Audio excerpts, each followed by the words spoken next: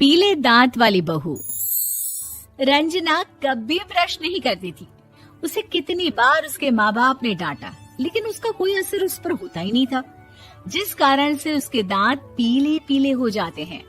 शादी के बाद। अरे बहू, वैसे तो तुझ में कोई कमी नहीं है, पर तेरे दांत इतने पीले कैसे हैं बेटा? कैसे मतलब? कोई सर्जरी थोड़ी ना कराइए। वो तो क्या नाम, मैं ब्रश नहीं करती थी तो पीले हो गए। अब क्या करूं? आप कहे तो लाल करवा लूं या फिर काले? यार ये क्या है, क्यों माँ से लड़ रही हो? लड़ रही हूँ? अरे मैं लड़ रही हूँ या ये बोल रही है कि दांत पीले हैं, पीले। अरे तपस्या थोड़ी ना की है इन्हें पीले करने के लिए। बकायदा ब्रश नहीं किया है 20 साल तक, तब जाकर। छी, कैसी बात कर रही हो? ये उस वक्त तो पीले नहीं थे जब हम लोग तुम्हें देखने आए थे। अरे तब साफ करवा लिया होगा डेंटिस्ट के पास जाकर। अब देखो कैसे पीले पीले लग रहे हैं। रंजना सास की तरफ गुस्से से देखती है। फिर शुरू हो गई पीले पीले पीले। अरे पीले तो तब भी थे जब मेरे हाथ का रसगुल्ला उड़ा उड़ा कर खा रही थी और बोल रही थी, लड़की नहीं गुणों का खजाना दे रहे भाई साहब आप। खैर, अब वो लोग करते भी तो क्या करते, पीले दांत वाली बहू पल्ले पड़ी थी तो झेलना तो था ही। एक दिन कीर्तन में रंजना गाना गा रही थी। अरे कमला बहन, माँ का द्वार है, यहाँ तो सब शुद्ध होकर आते हैं, फिर अपनी बहू को ब्रश भी नहीं करवाती तुम। दूर से पीले पीले दांत भक्ति में बाधा उत्पन्न कर रहे हैं। अरे कोई 2 साल के बच्चे थोड़ी ना लेकर आई हूँ मैं बहू बनाकर। अच्छी खासी लड़की है, अरे कैसे करवाऊं ब्रश? ये तो उसे खुद करना चाहिए ना। अब माँ बाप तो इसके जैसे तैसे निपटा दिए, ये नहीं सोचा कि सास कैसे संभालेगी। सास बहू को लेकर घर आ जाती है, लेकिन सोच लेती है कि अब इसे लेकर कहीं नहीं जाएगी। अगले रोज बहू कहती है, अरे क्या हो गया, मंदिर नहीं जाना क्या? कीर्तन का वक्त हो रहा है। मेरी मधुर वाणी से कान्हा जी जागते हैं और सोते हैं। आप तो जानती है ना उनकी भक्ति में कितना मन लगता है मेरा।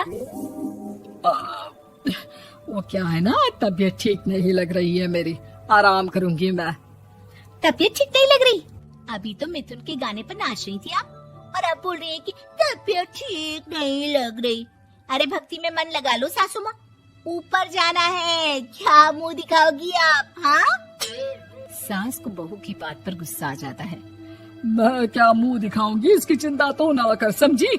अपने मुंह की चिंता कर, जो ये पीले पीले दांत लेकर हर जगह पहुंच जाती है। पता है लोग कितना मजाक बनाते हैं। ना जी ना, मैं नहीं जाना कहीं तेरे साथ। तो ये बात है। कोई ना, मत जाओ, मैं अपने कमरे में ही बैठकर भक्ति कर लूंगी। ऊपर वाला दांत थोड़ी ना देखता है, मन देखता है, भावना देखता है। और अरे बस बस, तू सब कुछ दिखा, बस ये सफेद चमकदार दांत ना दिखाना किसी को, है? जा यहाँ से। बहू को सास की बात का कोई फर्क नहीं पड़ता, वो तो जैसी थी वैसी ही रह जाती है। सुबह नहाकर किचन में खाना बनाना, फिर खाना खाना, कीर्तन भजन करना और सो जाना। एक दिन, माँ जी मैं सहेली के घर जा रही हूँ, शाम को लेट आऊंगी। हाँ, तो जाना, मैंने कौन सा तेरी आरती करनी है घर पर बैठकर। रंजना सहेली के घर जाती है, जहाँ वो पार्टी में जाने की तैयारी कर रही होती है। अरे शिखा, कहाँ जाने की तैयारी कर रही है? मैं गलत वक्त पर आ गई क्या? अरे नहीं यार, उल्टा सही वक्त पर आई है। मैंने ये साड़ी और ज्वेलरी निकाली है यार, शाम को इनके ऑफिस की एक पार्टी में जाना है। बताना कैसा लग रहा है ये सब? नहीं यार, इस ड्रेस के साथ तो वो वाली ज्वेलरी अच्छी लगेगी। हाँ, सही बोल रही है, मैंने ध्यान ही नहीं दिया। वैसे तो हमेशा से मस्त फैशन सेंस रखती है। तो बड़ा जाती होगी ना पति के साथ पार्टी में। रंजना कुछ नहीं बोलती, बस सोचती है कि यार काश ये बात सही हो जाती, पर मैं क्यों नहीं जाती पार्टी में? क्या इन लोगों की कोई पार्टी होती नहीं होगी? रंजना घर आती है और रात में पति से सवाल करती है, एक बात बताइए, आप मुझे किसी पार्टी में क्यों नहीं ले जाते? क्या आपकी यहाँ ऑफिस में पार्टी नहीं होती? पति बेचारा क्या कहता कि दांत पीले हैं तुम्हारे इसलिए। अरे कोई पार्टी होती नहीं हम लोगों के ऑफिस में, तो कहाँ से लेकर जाऊं? और मार्केट, मॉल, कहीं वीकेंड घूमना, कहीं तो। अरे यार सारे हफ्ते में एक छुट्टी मिलती है, तो सोचता हूँ कि आराम ही कर लूं। क्यों? रंजना मन मार के रह जाती है। पहले कभी सास के साथ मंदिर जाया करती थी, लेकिन वो भी सास ने ले जाना बंद कर दिया। घर बैठी बैठी रंजना बोर हो जाती है। तभी उसे आइडिया आता है और वो मायके जाने का सोचती है।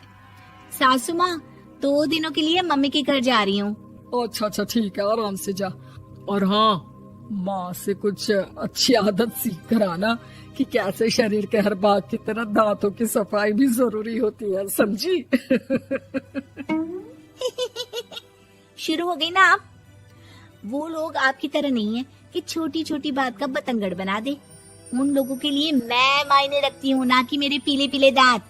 रंजना माँ को बिना बताए उन लोगों को सरप्राइज देती है, लेकिन जैसे ही वो दरवाजे पर पहुँचती है, अंदर देखती है कि घर वाले कहीं जा रहे होते हैं। अब माँ, काश रंजना दीदी के दांतों वाली प्रॉब्लम नहीं होती, तो वो भी हम लोगों के साथ चलती ना बुआ जी की बेटी की शादी में।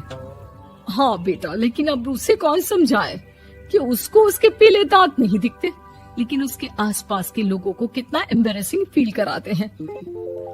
मुझे तो कितनी बार उसके स्कूल की टीचर ने शिकायत की कि उसके साथ कोई लड़की बैठना भी नहीं चाहती, और ना ही कॉलेज में कोई उससे बात करना चाहता था।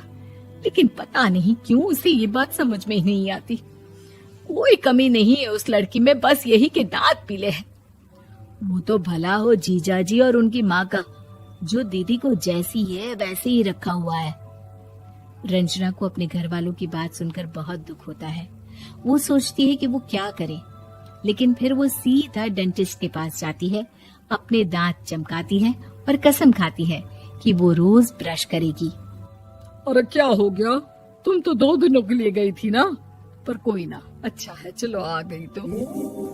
रंजना सास के सामने आकर खड़ी हो जाती है और पूरी स्माइल करती है, उसके चमकदार दांतों को दिखाती हुई। है? चले मंदिर। माँ, मुझे माफ कर दीजिए, मैंने आप लोगों को बहुत एम्बैरेसिंग फील करवाया। मैं आज से रोज ब्रश करूंगी।